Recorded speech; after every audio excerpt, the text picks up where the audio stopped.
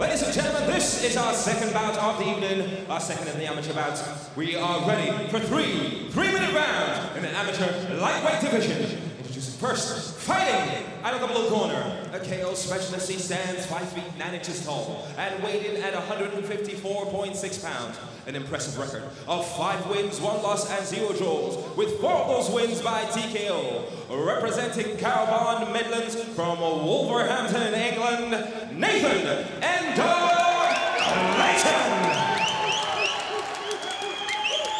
And his opponent standing across in the red corner, an MMA fighter standing 6 feet tall and weighed in at 154.6 pounds. A record of 5 wins, 0 losses, and 1 draws. 3 of those wins by submission. Representing Trojan Free Fighters from Poznan, Poland, by way of Worcester, England, Matt Figlak. When the action begins, your referee in charge, Mark Goddard.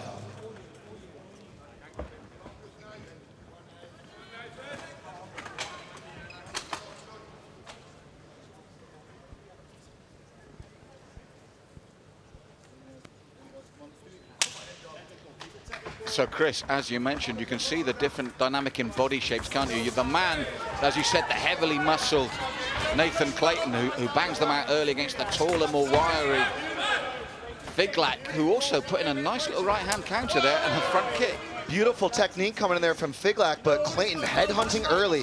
Heavy leather, Malcolm, and he's going to look to try to dominate center ring here and avoid cutting down the movement of Figlak. He's got to make sure that Figlak is not able to impose his game plan. So, as you said, you know, 2 guys coming in here with strong records, looking to bring it to each other.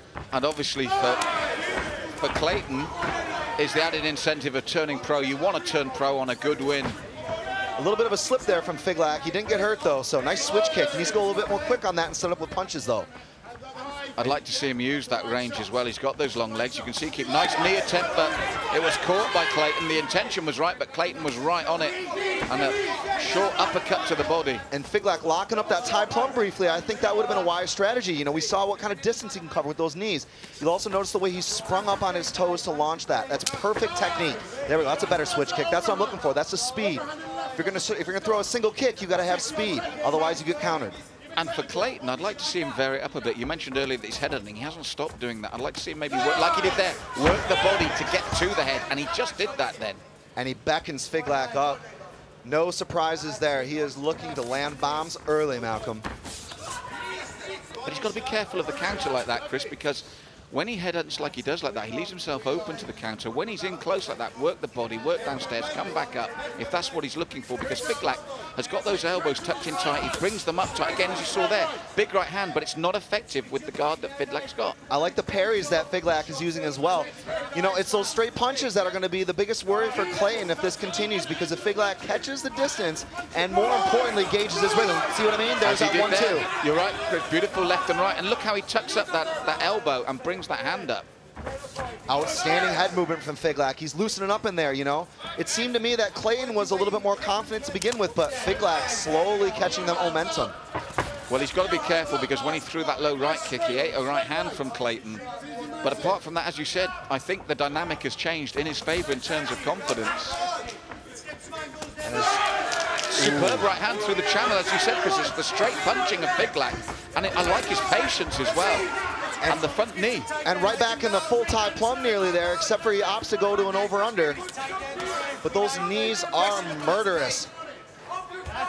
And you'll see the leverage exhibited by Figlak to try and turn Clayton around and gain a more advantageous position. He does not want to have his back up against the cage. Oy! Big outside trip landed for Figlak.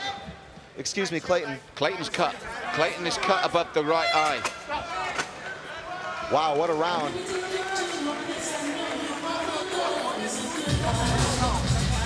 And it was interesting to see how, in this round, one of the most effective tools was Clayton's counter striking. He landed probably some of the biggest counter shots, the most significant shots. You'll notice here in our replay, that 1-2, but he's got to be careful, that knee coming up from Figlak. Good, wise decision-making from Clayton throughout, except for the odd straight punches landed by Figlak, Malcolm. That's right. As the round went on, I saw the one big problem for him, though, is Figlak's guard and defense. But as the round went on, not only did Figlak grow in confidence, but those straight punches have opened up the eye of Nathan Clayton. You can see that's Clayton's blood on the shoulder of Matt Figlak, and it'll be very interesting to see how they come out for the second round.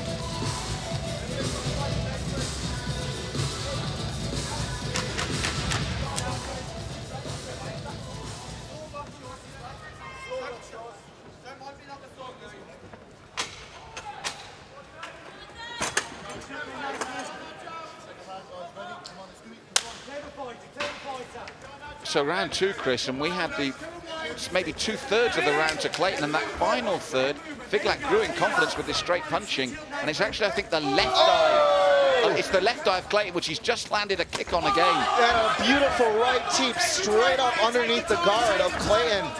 And there we go. I was going to ask, how long is it going to be before he looks for that takedown again? The answer was less than 30 seconds. And it's a necessary tactic. It's unfortunate how he's landed here because Figlak started the second, how he ended the first. Dominant upright. Figlak in full mount here, doing a very nice job of trying to break down the posture of Nathan Clayton. He's going to press down on that head, get a nice high mount position here, and be very surgical in his approach. You notice he was going to look for a right strike there, but then opted to skydive and control the top position rather than lose it. And again, we see that sometimes the man that initiates the takedown isn't always the man that gets the advantage. And I just feel that as this has gone on, Figlak really, his belief has blossomed here. Such a high level between these two, and it shows to a degree just the amount of time they spend training mixed martial arts.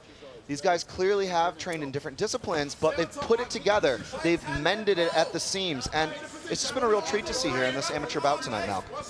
And it's a danger now for Clayton because we know that eye's been opened, and this is not the position you want to be in with that cut because Figlak is punching that, and we saw how Clayton reacted to it.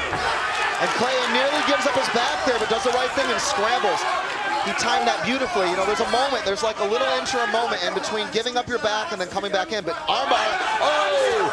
Armbar, that looks really deep. And Clayton doing the right thing and trying to limp arm out.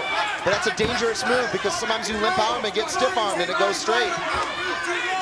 Well, these are dangerous moments for Nathan Clayton and really shows the composure of Matt Figlak, his opponent. Yeah, he was looking for an inverted triangle there for a moment. But we mentioned, you know, Team Carbon, what a great team. But don't forget, Figlak is from the Trojan Free Fighters as well. So we've got two great camps in there. Outstanding stuff here, and it's just really translating some fascinating scrambles. Ooh, possible choke attempt there, but Clayton a little bit too aggressive on that and gave up the position. Man, these guys are really going for it, expending a ton of energy, Malcolm. And what this did was, with those couple of reversals, I thought Clayton was getting his way back in it. But as we're going around to the last 25 seconds of this round, I really feel that if you went with the 2/3 of the first round for Clayton, surely you've got to go with possibly the same margin Figlak here in the second. It's almost been identical, I dare say, and that, if this continues, is going to make one heck of a round three. 10 seconds to go. Well, what a second round.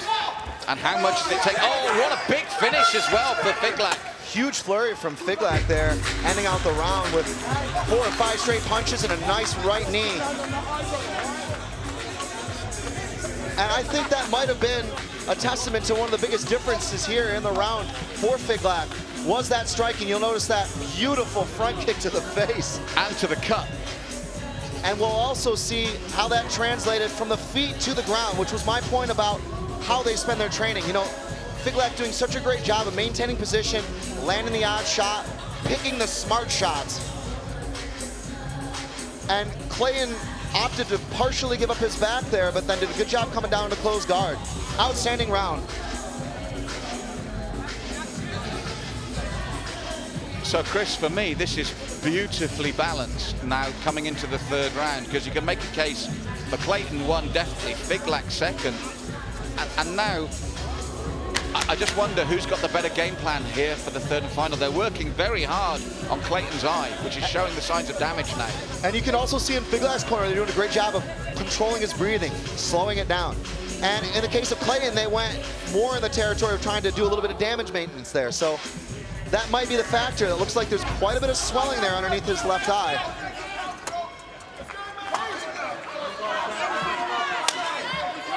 So, Chris, for me, I think Clayton's got to try and take it down again because Figlak was dominant upright in that second round, and the damage is there to the eye. And Clayton's got to make sure that he lands on top in a grappling exchange. You know, we've seen how scrambly Figlak is. We've seen his ability to transition into dominant positions from inferior positions. So, wow, big and he's shot. using the range here, Chris. I don't think Nathan Clayton can afford to mix with him. Some vicious striking there from Figlak at his own distance. And he's got to keep using those straight punches that don't get drawn into a fight with Clayton. Those monster hooks of Clayton, that's what I'm talking about. That's the one you cannot get hit by. Now, last time Clayton took him down, he unfortunately ended up on the wrong end of things, so he's got to be careful here again. Yeah, he was being a little more careful there. He was looking to drop for a head inside single, but notice that Figlak was countering it with a double underhook, so Clayton opting to delay a little bit his ground attack. And a lovely trip for Figlak, and passes in doing so. And for me, knowing these are 3-minute rounds for the amateurs, this could be vital. If Figlak stays in this position for any amount of time, Chris, this could be the decisive round. This is awesome for him because, you know, he's got a dominant position. He's already going to work on that far side arm, looking to isolate it. And he's controlling and slowing down the fight, keeping it on his terms, Malcolm. And he's taken Clayton to his own corner so he can get instruction from Paul Sutherland there in the corner. Great coach. Clayton looking at that cage walk, trying to thrust up for an inverted triangle, but there's nothing there. Catching the neck only. You got to get an arm in with that technique. And again, Figlak where he wants him. Figlak doing a real nice job there of controlling Clayton. And jumps over for an armbar. Wow, that was gutsy. But he gave up the position, and we always say, you know, you want to go for the position before the submission. That's right, so Clayton now, surely, Chris, he's got to maximize the position he's got now because he's behind on this round going into the last minute. He's going for it, though. He's looking for the neck, and that's going to be a tough position to sort of attempt a guillotine choke, but we'll see what Clayton's got here. He's got less than a minute to work, in my opinion. And Figlak still seems calm there, striking up from base. And Clayton needs more than this, Chris. It's as simple as that. Clayton really needs more than with 35 seconds left. And what's compelling is the fact that Figlak was doing damage from guard, and now he's working back up to his feet. What a scramble. I mean, that's just been the story of this fight. It's just the backwards and forwards, lateral, up and down, upside down scrambling game. But I think in this third round, we've got to go with Figlak, haven't we? Well, he's been more dominant in those exchanges, and Clayton trying to work something here, but time is not on his side. Well, we knew how important it was to Clayton because he wanted to go pro. He said if he wins this one, he's going pro. I don't think he's going to win this one, Chris. You know what? He's faced an incredible quality of competition throughout his career. And this and BAMMA tonight was another step on that road. He'll walk away, both these guys will, having learned the lessons of fighting on the premier stage of mixed martial arts. That was a good overhand right from Clayton, but Figlak moved nicely, and then that turn started the rest of the domination for the round for him, didn't it? Yeah, Figlak took that beautifully, turned away, and then got a favorable over-under position, hit that outside trip. But this was by far the most impressive moment of that round for me. Diving over for that arm lock and nearly hitting it. He was looking to get that right arm over his opponent's head, but ended up in full guard. What a fight. Well, as you said, back and forward, two rounds where we saw each fighter, we think, take a round apiece. Going into the third and final round, we feel it's the Trojan free fighter, Matt Figlak, that really took that round by storm. And the body language says the same to me. Does it to you, Chris? He's raising his hands, he's dancing around in here, embracing the moment. And it's just a real show of class. And also a show of the journey of the martial artist, you know? Coming in here, training hard and performing, that puts an exclamation mark on it, Malcolm.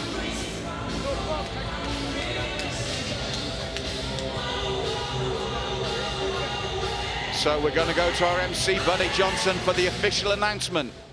Ladies and gentlemen, before we call out the announcement, I want you to give it up for both fighters this evening. Come on! 3 exciting rounds, and we go to our judges' scorecards. Your winner by unanimous decision in the red corner,